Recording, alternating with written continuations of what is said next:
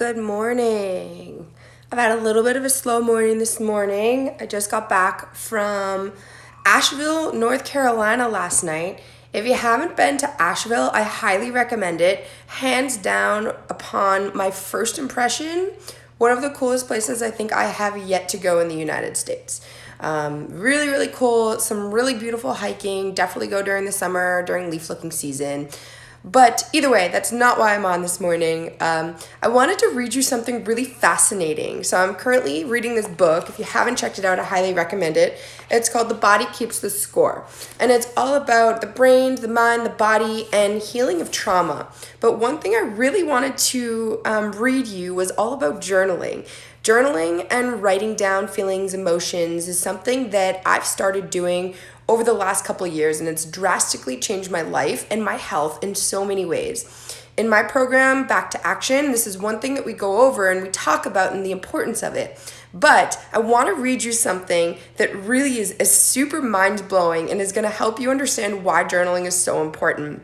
So ultimately, we're comparing how writing about your emotions here and expressing the feelings that you're having within down actually changes the physiology of your body. So let me read you this, okay? In a subsequent study, Penbaker asked half of a group of 72 students to talk into a tape recorder about the most traumatic experience of their lives. So again, expressing about this traumatic experience that they've had. The other half discussed their plans for the rest of the day. As they spoke, researchers monitored their physiological reactions: blood pressure, heart rate, muscle tension, and hand temperature.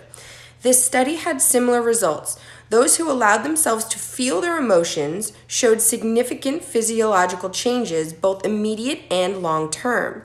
During their confessions, blood pressure, heart rate, and other autonomic functions increased, but afterwards, their arousal fell to levels below where they had been at the start of the study.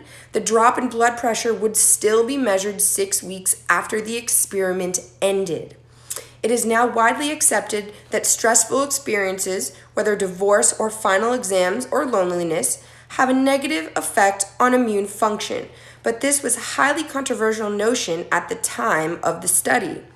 Building on his protocols, check this out, this is really cool. A team of researchers at the Ohio State University College of Medicine compared two groups of students who wrote either about a personal trauma or about a superficial topic. Again, those who wrote about personal traumas had fewer visits to the student health center, and their improved health correlated with improved immune functions, as measured by the action of T lymphocytes and other immune markers in the blood. So this is literally expressing through scientific evidence, you guys, that talking about your emotions, getting out your emotions, talking about what it is that you're feeling inside is literally stimulating your immune system. So what does this mean? This means that when you journal and when you write down traumatic experiences, things that are bothering you, things that you feel when you talk about, they excite you, but not necessarily in a good excitement way. This is an autonomic excitement where your body is going into that fight or flight response. So what's happening here is when you're talking about these feelings and emotions that are bringing you to that place, and you get them out and you journal about these feelings, these traumatic experiences, these emotions, it's quite literally increasing your T lymphocytes, which are your natural killer cells, and other immune markers in your blood that are actually going to help your body heal.